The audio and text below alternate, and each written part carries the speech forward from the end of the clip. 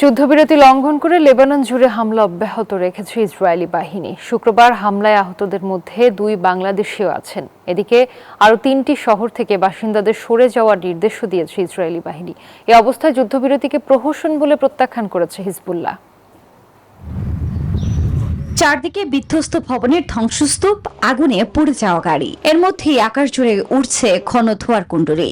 মুখে যুদ্ধবিরতির কথা বললেও কর্মকাণ্ড একেবারেই ভিন্ন ইসরায়েলের। বসুন্ধরা টিস্যু অশুদ্ধতার বিরুদ্ধে এক বিন্দুও ছাড় নয়। ওয়াশিংটনে বসে ট্রাম্প যখন দুদেশের যুদ্ধবিরতি কার্যকরে দাবি করছেন, তখনও বোমা হামলায় কাঁপছে দক্ষিণ লেবানন। এতে 2 বাংলাদেশির আহতের খবর পাওয়া গেছে। এ অবস্থায় আরনায়া, আনকুন এবং কাফার ফিলা শহর ও গ্রামের বাসিন্দাদের সরে যাওয়ার নির্দেশও দিয়েছে দখলদাররা। এতে আতঙ্কে দিন কাটছে প্রবাসী বাংলাদেশিদের। নাই কর্ম নাই কোনো কিছু। আপনারা যদি দেখেন যে না আমাদের লাগেন কোনো একটা কিছু করতে পারেন, ব্যবস্থা করেন। পর্যন্ত আমাদের রাষ্ট্রদূত স্যার আমাদেরকে 2বার সহযোগিতা, চাল ডাল বা নিত্য প্রয়োজনীয় জিনিস পাঠিয়েছেন।